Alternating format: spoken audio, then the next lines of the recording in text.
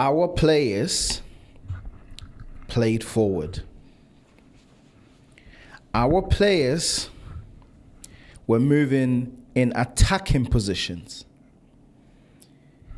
Our players seem to be good enough. Well done, Thomas Frank. Welcome to Designated Hotspur.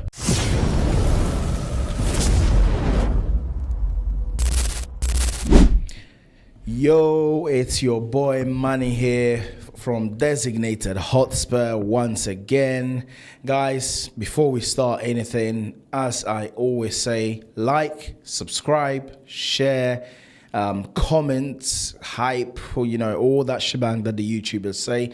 I've now hit 100 followers, which is crazy to me, even though it's nothing to majority of people. So it's road to 200 now. Please keep sharing, keep liking. I really appreciate that. But yeah, guys, we're here with some good news. Well done, Thomas Frank. Unlike a lot of people keep saying, there is no agenda here. All we want is for this team to do well. And Thomas Frank got it absolutely spot on. Brentford 0, Spurs 2. I wasn't at the stadium yesterday because my missus decided to book an appointment on the same day because I didn't give her a 5,000 year advance warning of the game. But that's a domestic matter that we'll have to deal with. But guys, it was positive. It was front-footed. It was aggressive. It was risk-taking. That is what we want to see from Tottenham. That is what we want to see from a Thomas Frank Tottenham. That is what we need as a fan base to buy into the project, to buy into the Thomas Frank project. That is not saying anything ludicrous. That is not bashing the manager. That is not wanting the manager out. But as I said in my previous comments, in my previous videos, this is not a charity. Tottenham Hotspur is not a charity. And if we want to be a big club, we need to act like a big club. And Thomas Frank, just like all other managers in the past, has to prove that he deserves time. And yesterday was a step in the right direction. So what are the 5 things that we've learned from yesterday? Listen, the first thing from my perspective is that there was a change. There was a change in mentality. There was a shift in the instruction given to the players.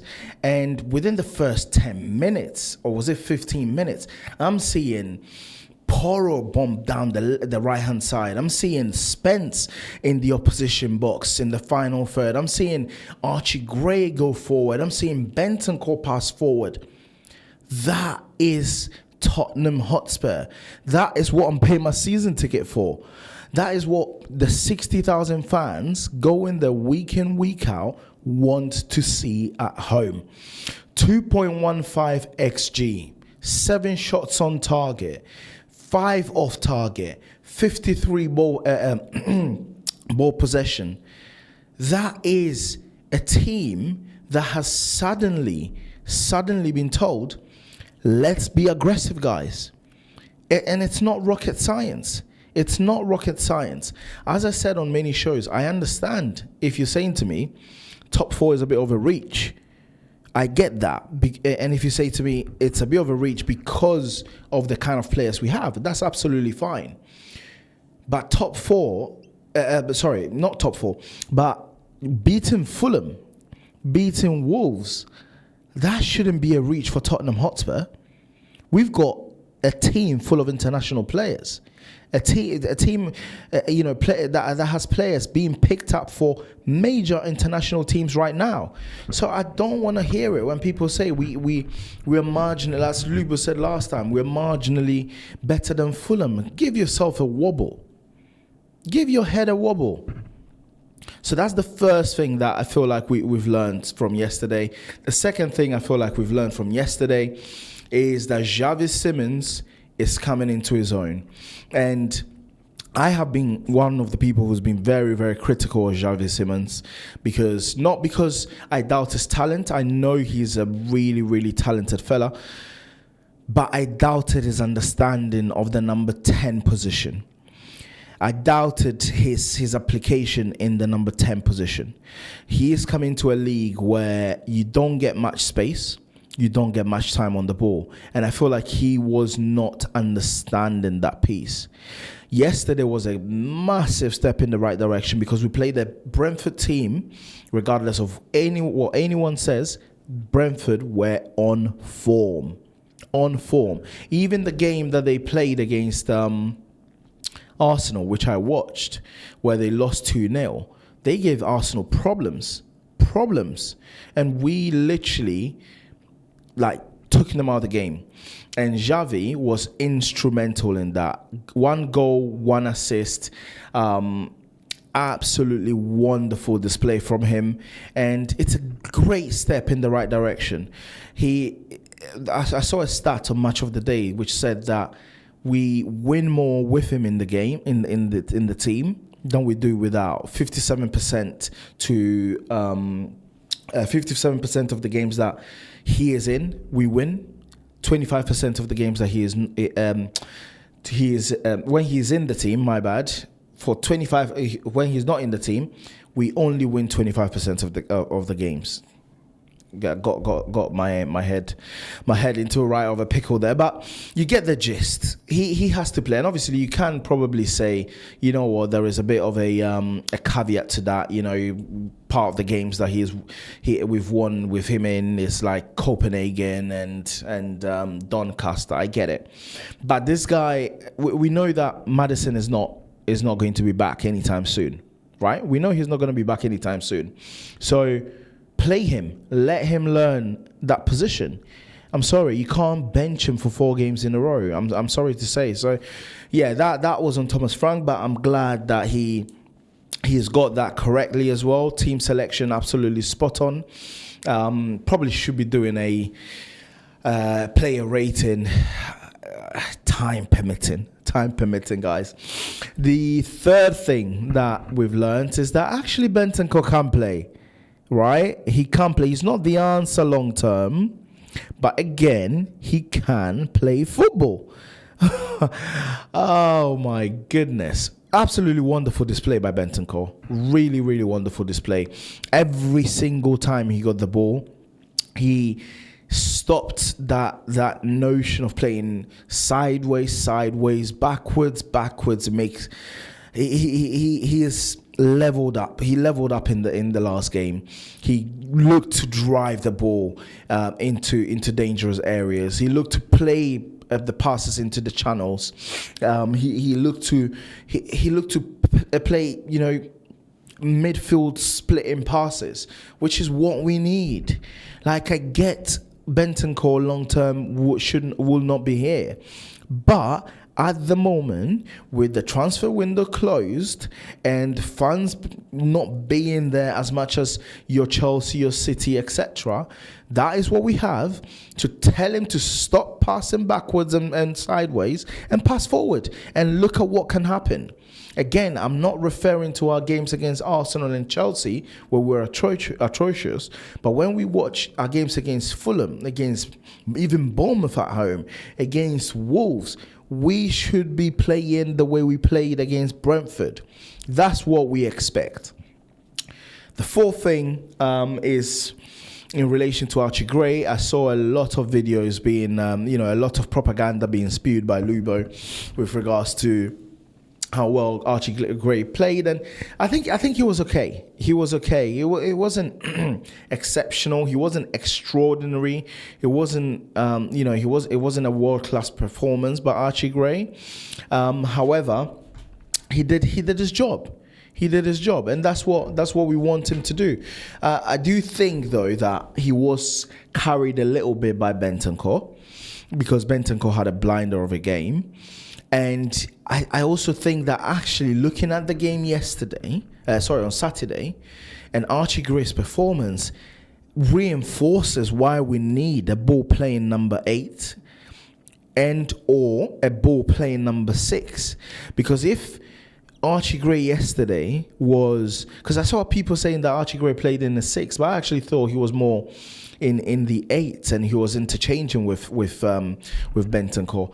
But imagine having a Joao Gomez in there, a Bruno Guimaraes in there, and I know we're never gonna get a Bruno, but we need someone in that mold.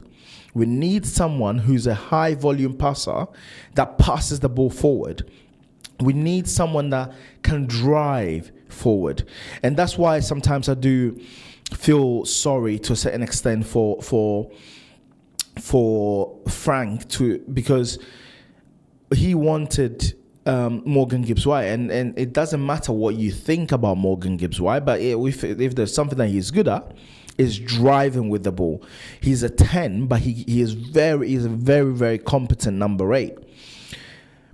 So I actually think, yes, Archie Gray was okay, but I actually think that we need better in that position, like infinitely better in that position. So please go out there. Wolves are about to get relegated. Go out there and get your Joao Gomez. Go out there and get someone of that profile that can just keep passing the ball forward, right? I watched the game in between Arsenal and Villa, and that's all Emery did to kill Arsenal, because Tielemans was just finding his players in the pockets time after time after time. So go out there in January and help Frank out, right? Help him out.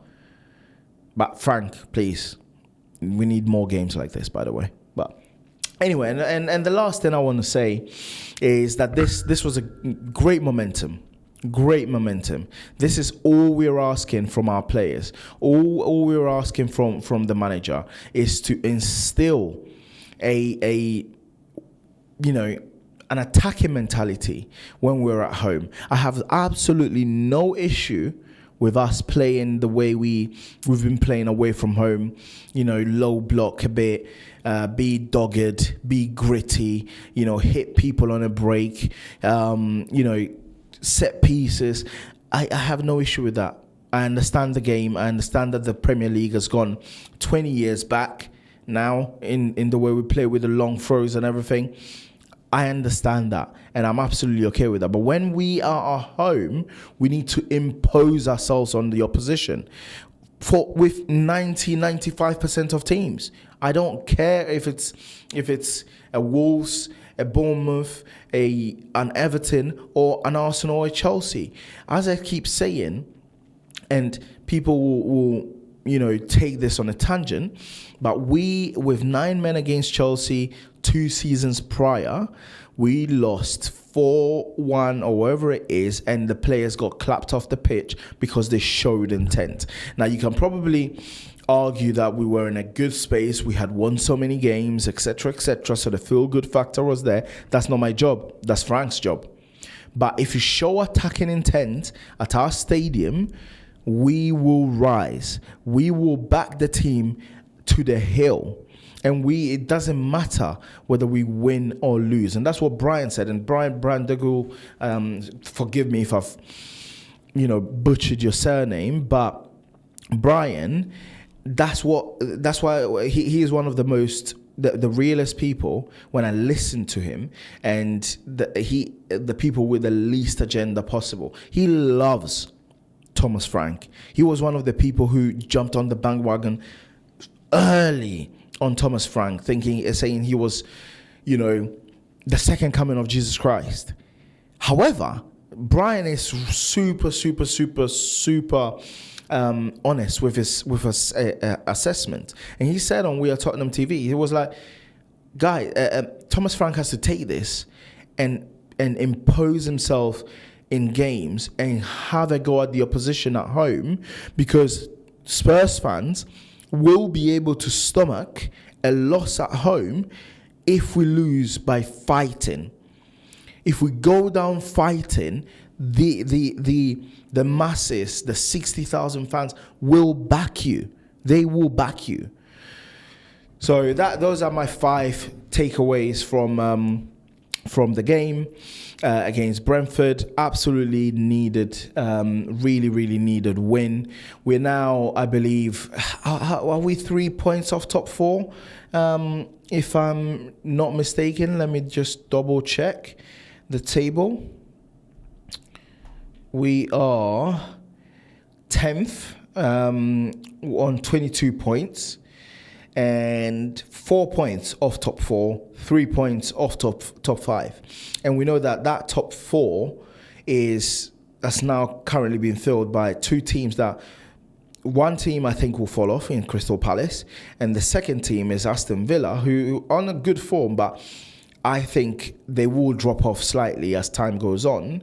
And they're the sort of teams that we will be going neck and neck against. I know they've won a lot of games, but I said I was going to write off the season, but things are so tight on the table as I'm looking at it right now that if we could put a run together, we could get somewhere. So Thomas Frank, please don't revert to type. I know obviously we got Slavia Prague on Tuesday. I'm not going to make that game annoyingly again because I've got commitments. And I'm going to miss Sonny's homecoming, which I'm gutted about. But then we have Forest. We have Forest away from home, where I'm not expecting us to play the way we played on Saturday. And then is it Liverpool at home? I think it's Liverpool at home, guys. Let me double check. Probably should have checked before recording the video. Right, let's see. So we got Slavia Prague, then we got Forest, and then we got Liverpool at home, and then we got Palace away, and then we got Brentford again, but at home, away from home. So maybe the talk of a run is a bit premature, but I think we can win against Forest away from home. Like, they're not playing free-flowing football. They've had some good results, but they're not playing free-flowing football. So let's solidify our position in the Champions League by beating Slavia Prague, and then let's go to Forest and give it a go, because I feel like if we manage to beat Forest, Liverpool in such turmoil that you don't know what can happen when they come to the Spurs Stadium, and I'll be away.